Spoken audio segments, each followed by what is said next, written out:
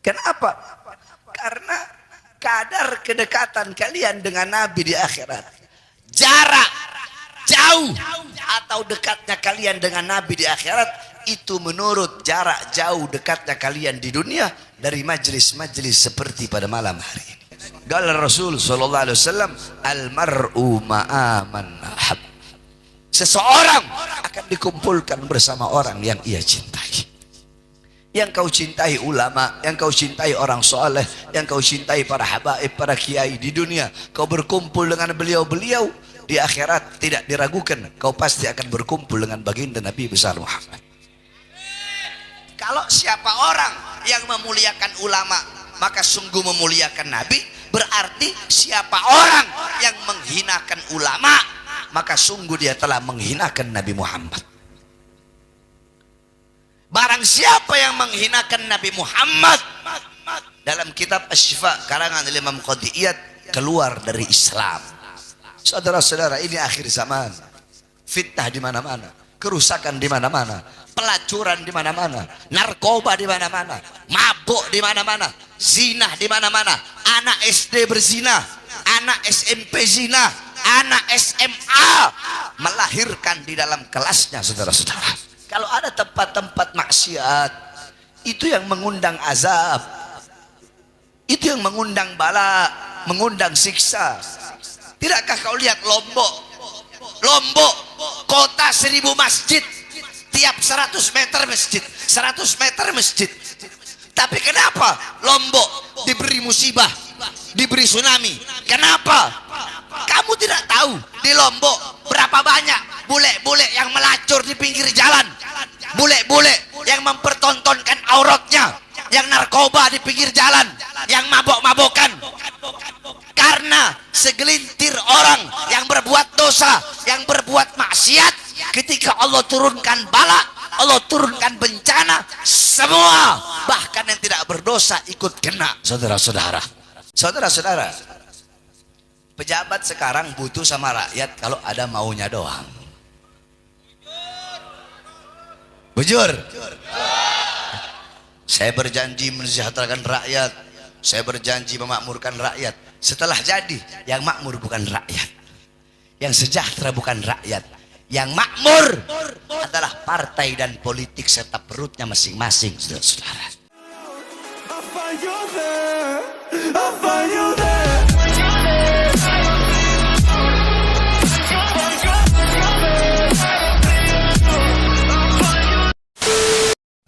Segala puji dan syukur kehadirat Allah Subhanahu wa ta'ala. Dialah Allah yang maha besar. Yang besar selain Allah kecil. Dialah Allah yang maha kuat, yang maha perkasa. Yang kuat, yang perkasa selain Allah lemah. Dialah Allah, raja di atas para raja. Yang raja selain Allah hamba saya. Dialah Allah yang maha berilmu. Yang berilmu selain Allah adalah pencari ilmu. Dialah Allah yang maha tahu. Yang tahu selain Allah adalah pencari pengetahuan. Dialah Allah yang dimana kedekatan hamba dengannya tidak akan membuat hamba itu setara dengannya. Jauhnya hamba darinya tidak akan menjadi dinding penghalang dan pembatas yang menghalangi antara dirinya dengan hambanya. Dialah Allah yang maha melihat. Yang melihat selain Allah buta terhadap warna-warna yang jauh, warna-warna yang tersembunyi. Dialah Allah yang maha mendengar. Yang mendengar selain Allah tuli terhadap suara-suara yang jauh dan suara-suara yang dekat akan menulikannya. Dialah Allah yang maha berkuasa selama-lamanya. Yang berkuasa selain Allah kadang berkuasa dan kadang tidak berkuasa. Dialah Allah yang maha hidup. Yang hidup selain Allah pasti akan mati. Yang ada selain Allah pasti akan tiada. yang wujud selain Allah pasti akan binasa. Sedangkan hidupnya Allah, adanya Allah, wujudnya Allah kekal abadi, tidak akan pernah tiada, musnah dan tidak akan pernah binasa. Dan dialah Allah yang dimana seluruh alam semesta diliputi dengan keagungan, keluhuran, kemuliaan dan kebesarannya. Saudara-saudara, tidak ada suatu permulaan dalam hal apapun, perkara apapun, permulaan yang lebih utama, yang lebih mulia, yang lebih agung selain daripada permulaan untuk memuji Allah Subhanahu wa taala. Maka saya awali nasihat saya dengan memuji Allah, karena itu adalah sebaik-baiknya awal di dalam melakukan sesuatu perkara. Dialah Allah yang menggerakkan hati-hati kalian, sehingga hati-hati kalian menggerakkan langkahan kaki kalian dari rumah menuju ke majelis ini. Di saat hamba-hamba yang lain di luar sana sedang sibuk dengan urusan dunianya, sibuk dengan urusan maksiatnya, lupa, lalai kepada Allah, berbuat dosa, maksiat, mungkarat, dolalat, sayyiat, mukhalafat, Allah memilih kalian sebagai hamba-hamba yang ingat kepadanya, taat kepadanya, patuh kepadanya, tunduk kepadanya. Di saat di luar sana banyak hamba-hamba yang lidahnya basah dengan fitnah, namimah, ghibah, Allah memilih lidah kalian sebagai lidah-lidah yang basah dengan berzikir, dengan tahlil, tahmid, tasbih, takbir, tamjid, salawat. Maka kalian yang hadir di sini adalah hamba-hamba yang telah dipilih oleh Allah untuk kelak di akhirat duduk berkumpul bersama baginda Nabi besar Muhammad. Saudara-saudara, kalian kalau ingin tahu perkumpulan Nabi Muhammad, maka lihat saja perkumpulan pada malam hari ini. Seperti inilah dulu perkumpulan Nabi Muhammad. Ini peninggalan Nabi Muhammad. Ini warisan Nabi Muhammad. Nabi Muhammad tidak mewariskan harta, pangkat, jabatan, perhiasan, emas, permata, tahta, kekuasaan. Bukan itu warisan Nabi. Warisan Nabi ilmu, amal, wara, khauf, khasyah, zuhud, ibadah, qanaah, amar ma'ruf, nahi mungkar, jihad. Itu warisan Nabi Muhammad. Majlis taklim, majlis ilmu, majlis zikir, para ulama, para habaib, para kiai, pewaris Nabi, penyambung lidah Nabi, penerus perjuangan Nabi, pemegang tongkat estafet perjuangan Nabi, yang Nabi amanahkan, yang Nabi percayakan untuk memegang Islam, memegang iman, menyebarkan dakwah. Bukankah dikatakan oleh Imam Malik, muhibbal qaum yalhaq bil jamaah, pecinta suatu kaum itu akan dikumpulkan dengan orang yang ia cintai. Al-asah yang lebih sahih lagi, qala Rasul sallallahu alaihi wasallam, al-mar'u ma'a man ahab. Seseorang akan dikumpulkan bersama orang yang ia cintai. Yang kau cintai ulama, yang kau cintai orang soleh, yang kau cintai para habaib, para kiai di dunia, kau berkumpul dengan beliau-beliau, di akhirat tidak diragukan kau pasti akan berkumpul dengan baginda Nabi besar Muhammad. Tapi kalau di dunia kau jauh dari ulama, jauh dari habaib, jauh dari para tuan guru, jauh dari para kiai, jauh dari majelis taklim, jauh dari majelis zikir, jauh dari warisan-warisan Nabi Muhammad, engkau jauh daripada memandang wajah para ulama, maka kedua matamu akan menjadi mata-mata yang celaka. Siapa mata-mata yang celaka? Mata-mata yang diharamkan oleh Allah untuk memandang wajah indah baginda Sayyidina Muhammad. Saudara-saudara, jangankan kalian masih hidup duduk berkumpul bersama ulama. Dalam kitab Al-Mawahib Al-Laduniyah diceritakan, dulu di Hadramut pemakaman Zanbal. Zanbal itu pemakaman para aulia. Di situ ada salah satu wali besar, Faqihil Mugaddam Muhammad bin Ali Ba'alawi. Beliau kakeknya Segaf Al-Idrus Al-Habsyi Al-Abbas bin Syahab Al-Hamid Al-Muhdar. Kalau saya beda jalur, saya bin Smith Al-Haddad dari jalur Ammul Faqih. Beliau tajul a'immatil arifin, mahkotanya para ahli ma'rifat. Beliau qudwatul muhaqqiqin, pedoman para ahli hakikat. Beliau syaikhus syuyukhus syariah, gurunya para guru-guru syariat. Beliau dimakamkan di Zanban. Singkat cerita, ada satu orang fasik, ada satu orang yang suka berbuat dosa. Ketika dia wafat, dia meninggal, orang masyarakat kampung tidak mau menguburkannya, tidak mau mengurus jenazahnya. Akhirnya keluarganya minta izin sama pengurus pemakaman Zanbal untuk memakamkan ini orang fasik tadi di luar tembok Zanbal, di pinggir, bukan di dalam, di pinggir, diizinkan. Singkat cerita, beberapa hari kemudian ada seorang wali besar bermimpi. Dalam mimpinya, ini orang fasik sedang diazab dan disiksa oleh malaikat. Diazab, disiksa oleh Allah. Ketika dia sedang diazab, sedang disiksa, dia menjerit, dia teriak.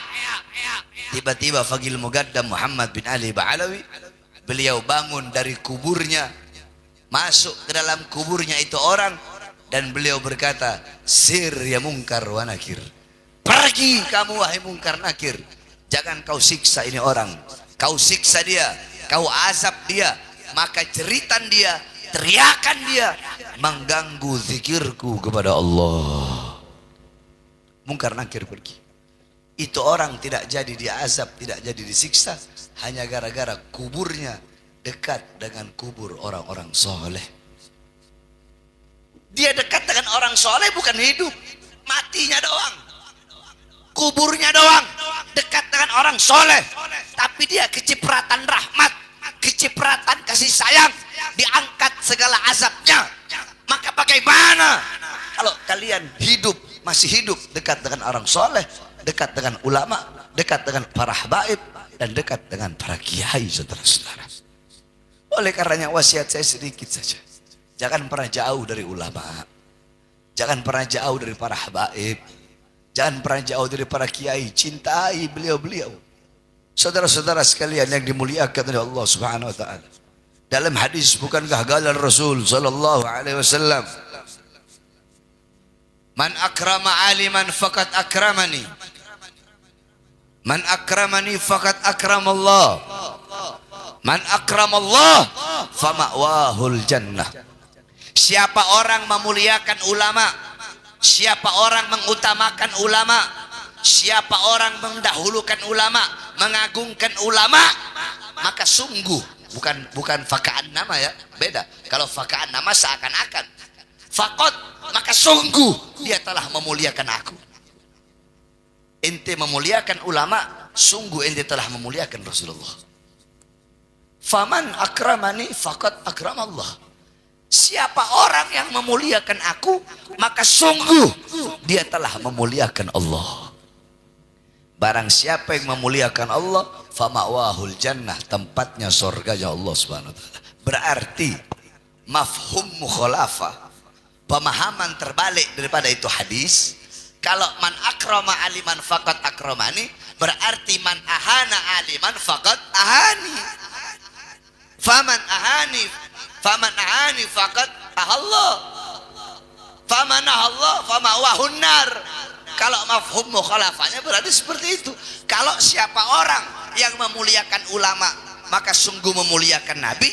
Berarti siapa orang yang menghinakan ulama, maka sungguh dia telah menghinakan Nabi Muhammad. Barang siapa yang menghinakan Nabi Muhammad, dalam kitab Asy-Syifa karangan Imam Qadiyat, keluar dari Islam. Oleh karenanya jangan jauh dari ulama, jangan jauh dari orang saleh. Bihim yadfa'ullahul balaya wa yakshifur rayaya wa yakshifur razaya. Qala Imam Abdullah bin Al-Haddad, bihim yadfa'ullahul balaya wa yakshifur razaya wa yusli kulla khairin wa ni'matin walau lahumu bainal anami ladukdikat jibalun wa ardun lirtikabil khati'ati. Dengan sebab keberadaan para ulama, dengan sebab keberadaan orang soleh, dengan sebab keberadaan para wali, dengan sebab keberadaan majlis-majlis taklim, majlis-majlis zikir, majlis-majlis salawat, dengan sebab itu Allah subhanahu wa ta'ala tolak, Allah tunda bencana. Langit yang akan Allah runtuhkan Allah tunda, laut yang akan Allah tumpuhkan, yang akan Allah tumpahkan Allah tunda. Allah kasih kamu segala kenikmatan, segala kebaikan. Dengan kenapa? Sebab apa? Sebab masih ada para ulama, masih ada orang soleh. Walau lahumu, kalau bukan karena para beliau, ulama, orang-orang soleh, sudah Allah hancurkan ini bumi. Langit Allah runtuhkan, laut Allah tumpahkan, karena terlalu banyak perbuatan dosa dan maksiat yang kita lakukan di muka buminya Allah subhanahu wa ta'ala. Saudara-saudara, kita mau mengharap apa? Mau bergantung kepada siapa? Pagi, siang, sore, malam kita ahli maksiat. Pagi, siang, sore, malam kita berbuat dosa. Tidakkah kau punya rasa malu kepada Allah subhanahu wa ta'ala? Tidakkah kau punya rasa takut kepada Allah? Saudara-saudara, jangankan kalian, jangankan saya, jangankan kita, Nabi Allah Adam alaihissalam, Nabi Adam sampai dikatakan laukana dumu'a ahlil ard jumi'at lakana dumu'a Daud akthar walau kana dumu'a ahlil ard wa dumu'a Daud jumi'at lakana dumu'a Adam akthar. Andaikan seluruh air mata penduduk bumi dikumpulkan jadi satu, maka pasti lebih banyak air mata yang dikeluarkan Nabi Adam alaihissalam. Kenapa? Saking takutnya kepada Allah. Lebih banyak air mata yang dikeluarkan Nabi Daud. Nabi Daud dalam riwayat, dalam kitab Tarikh Ibnu Jarir At-Tabari dan dalam kitab Al-Imam Az-Zahabi dijelaskan Nabi Daud 300 tahun sujud sambil menangis. Tangisan beliau kena tanah, sehingga sebab tangisan beliau yang kena tanah itu tumbuh rumput di wajah beliau sampai ke kepala-kepala beliau. Itu Nabi, itu Rasul, takut kepada Allah, saudara-saudara. Dan andaikan seluruh air mata penduduk bumi dan air mata Nabi Daud dikumpulkan jadi satu, lebih banyak air mata yang dikeluarkan Nabi Allah Adam alaihissalam. Kenapa? Min khasyatillah, saking takutnya kepada Allah. Itu Nabi, itu Rasul, maksum, yang pasti masuk surga, tapi masih punya rasa takut kepada Allah. Kalian siapa? Hah? Nabi Rasul saja yang pasti masuk surga, takut kepada Allah. Sampai-sampai Nabi kita, Nabi besar Muhammad, ketika beliau sedang sholat, tiba-tiba Allah bukakan bagi beliau, hijab. Beliau melihat sorga. Beliau letakkan tangan beliau panjangkan seperti ini, seakan-akan ingin mengambil sesuatu. Beliau taruh lagi tangannya. Tidak lama beliau melihat sesuatu, ketakutan, beliau mundur ke belakang. Ketika beliau mundur, apa yang terdengar dari suara beliau? Ha'ana minhum. Selesai sholat, sahabat bertanya, apa yang terjadi ya Rasulullah? Apa jawab Rasulullah? Allah bukakan bagiku sorga dan neraka. Aku melihat sorga buah-buah yang besarnya seperti tempayan. Maka tanganku ingin mengambilnya dan ingin kuperlihatkan kepada kalian. Terus kenapa kau mundur? Aku mundur karena Allah perlihatkan neraka. Tiba-tiba ada api yang seakan-akan api itu akan melahapku. Makanya aku mundur. Tapi bukan itu seintinya. Intinya perkataan Nabi. Apa perkataan Nabi? Ha'ana minhum. Apakah aku bagian dari penghuni tempat itu? Apa tempat itu? Neraka. Nabi Muhammad masih bertanya, apakah aku bakal masuk neraka ya Allah? Apakah aku bagian dari penghuni neraka? Apa ini? Ini muntahal khauf, puncak rasa takut kepada Allah, yaitu tidak pernah pernah merasa aman dari azab dan siksa Allah Subhanahu wa taala. Kalian pagi, siang, sore, malam berbuat dosa. Perkara-perkara apa yang menghalangi kedua mata kalian untuk menangis takut kepada Allah? Segitu kerasnya, begitu kerasnya hati kalian, sehingga hati kalian keras karena kecintaan kalian kepada dunia, harta, pangkat, jabatan, pekerjaan, sehingga kalian lupa kepada Allah. Sehingga karena kerasnya hati kalian, itulah yang mencegah mata kalian menangis takut kepada Allah Subhanahu wa taala. Tempat pelacuran di mana-mana. Saya dengar di sini ada 2 tempat pelacuran besar. Apa namanya tempat pelacurannya? Apa namanya kalau ada di sini tempat pelacuran? Ada di sini, saya mendengar itu, ada yang bilang ke saya. Ada 2 tempat pelacuran, banyak warung-warung rebang, warung-warung karaoke itu. Tempat pelacuran di situ, tempat narkoba di situ. Tetapi kalian biarkan perkara-perkara seperti itu. Kalian tahu apa perkara yang mengundang azab? Al-Imam Anas ibn Malik pernah beliau pergi kepada Sayyidatuna Aisyah radhiyallahu anha. Beliau bertanya, "Ya Aisyah, wahai Aisyah, apa penyebab gempa bumi?" Sayyidatuna Aisyah berkata, "Idza istahallu zina." Apabila zina telah dianggap perkara yang halal. Beda. Istahallu itu diambil dari kata wazan istaf'ala yastafilu istif'alan. Ya, itu ada 3, kalau santri yang belajar shorof itu ada 3 huruf tambahan. Ya, yakni bimakna tolab, terus bimakna liwijdani ala sifah.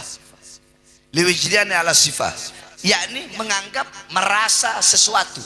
Jadi kalau istihallu diambil dari kata halal, berarti kalau istihallu berarti menganggap halal.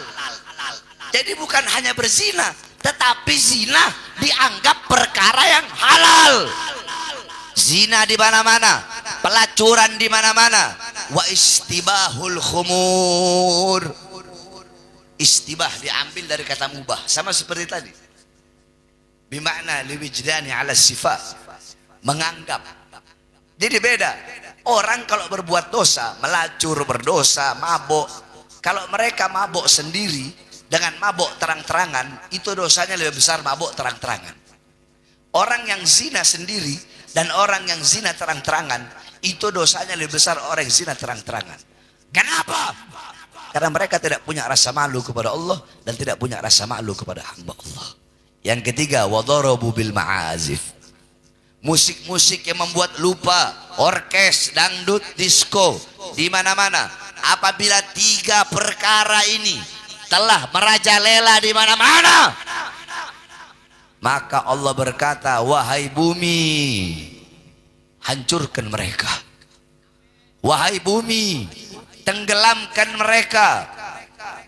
Kalau mereka bertobat, berhenti kau berguncang.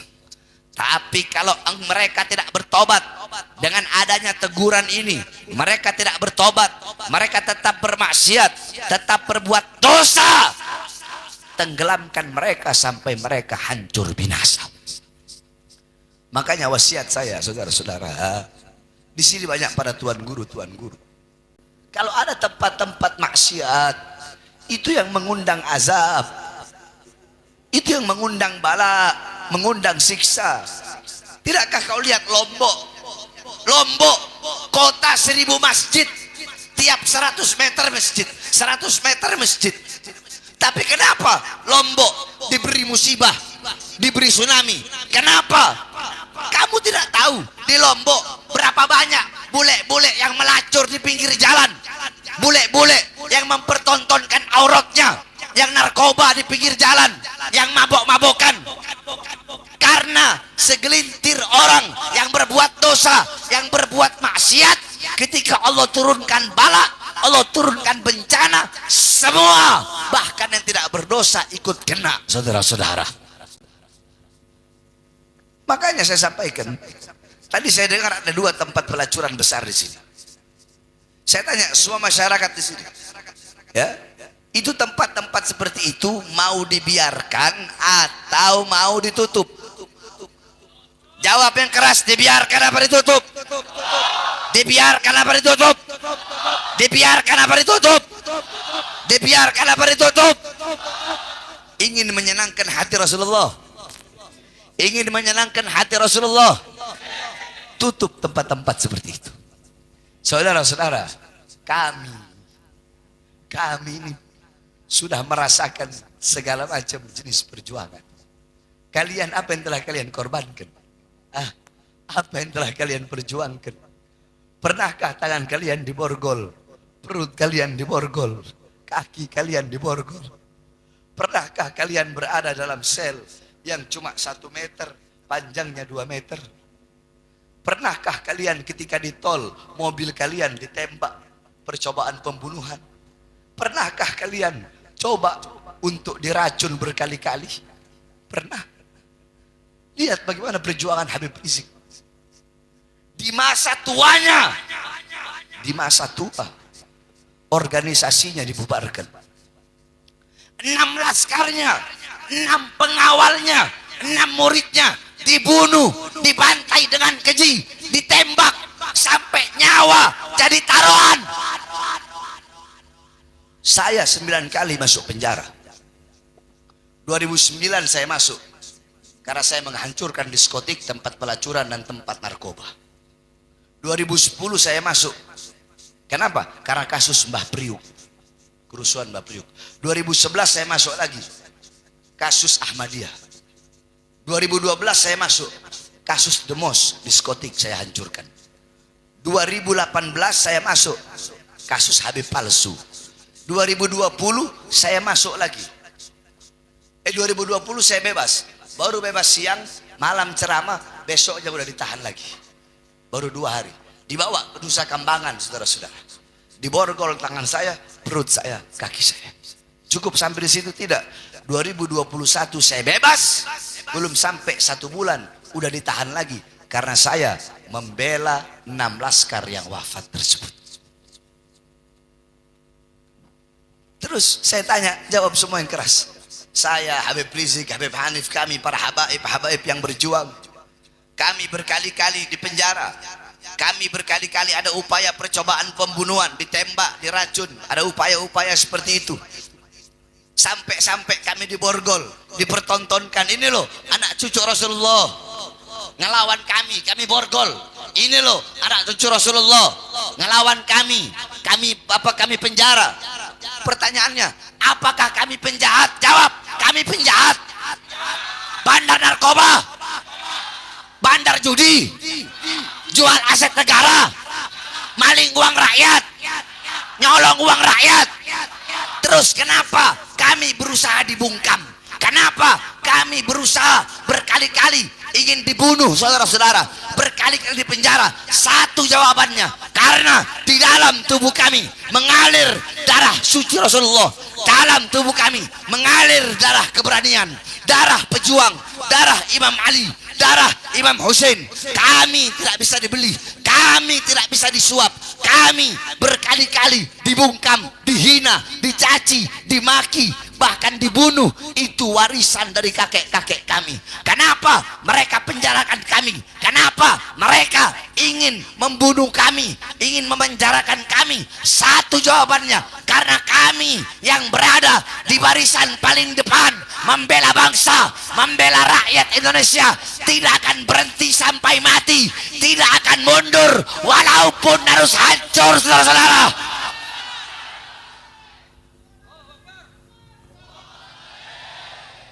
Saudara-saudara, tangan saya diborgol,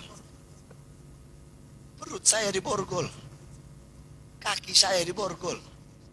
Gak ada sejarah ulama habaib masuk sampai ke Nusa Kambangan tuh, gak ada sejarahnya, cuma saya.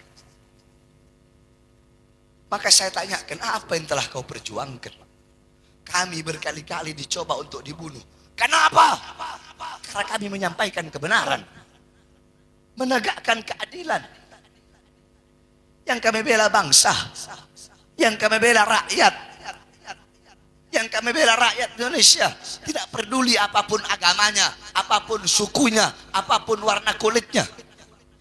Saudara-saudara, saya dalam penjara, terpisah dengan anak dan istri saya. 9 kali kau bayangkan, 9 kali saya masuk penjara. Ketika saya di borgol, itu yang borgol saya, dia bilang, Habib, saya mohon maaf Habib, ini cuma perintah.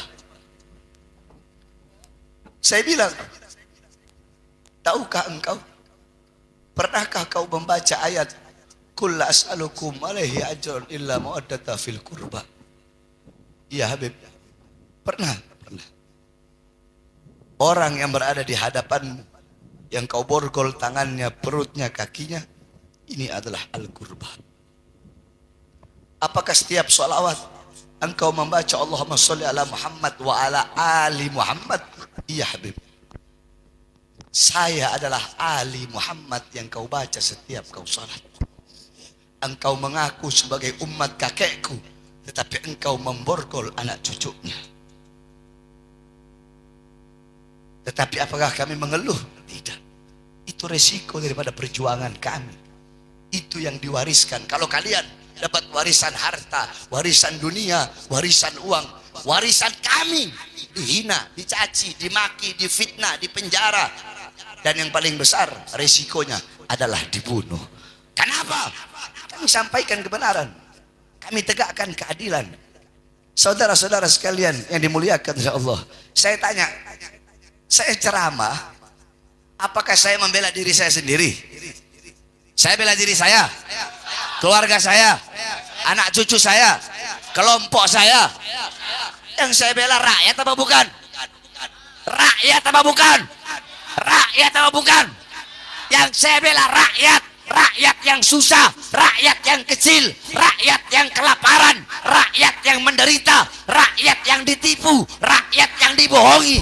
Oleh karenanya, demi Allah, saya bersumpah, saya tidak akan pernah kapok, tidak akan pernah lelah, tidak akan pernah bungkam, tidak akan pernah tunduk kepada kezaliman selama kedua mata saya masih terbuka untuk melihat kemungkaran, melihat ketidakadilan, melihat penyengsaraan rakyat, melihat kesusahan rakyat.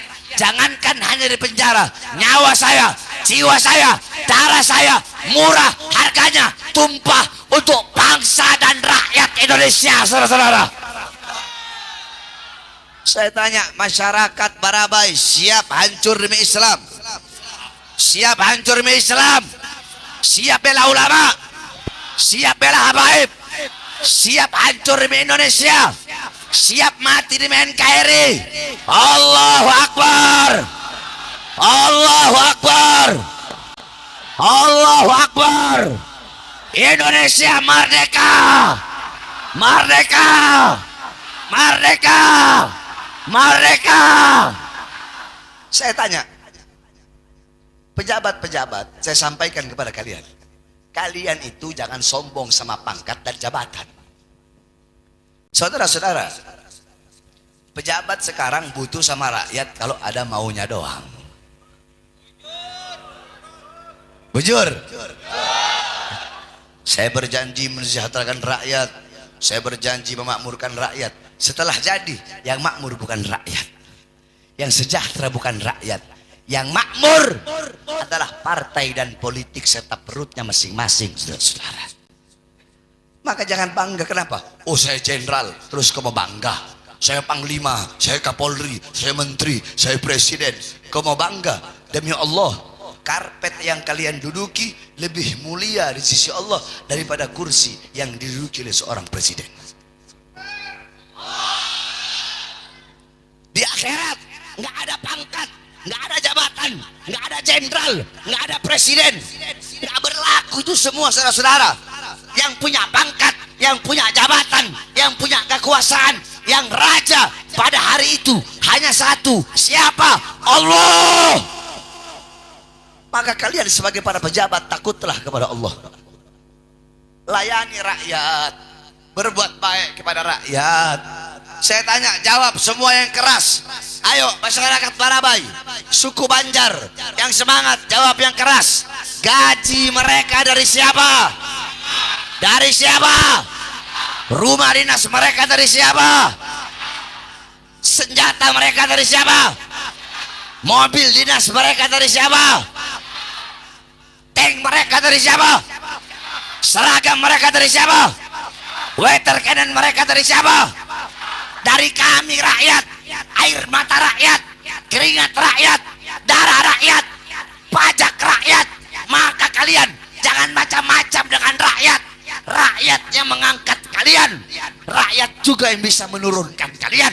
Oleh karenanya berbuat baik kepada rakyat, layani rakyat, lindungi rakyat, karena rakyat adalah ibu kandung kalian. Hei, ingat, mau Kapolri, mau Panglima TNI, mau Presiden, ingat, di atas kalian, di atas kalian, di atas kalian ada satu. Siapa? Kami, bangsa dan rakyat Indonesia, saudara-saudara.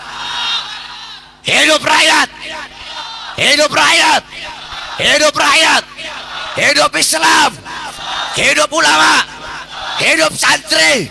Allahu Akbar.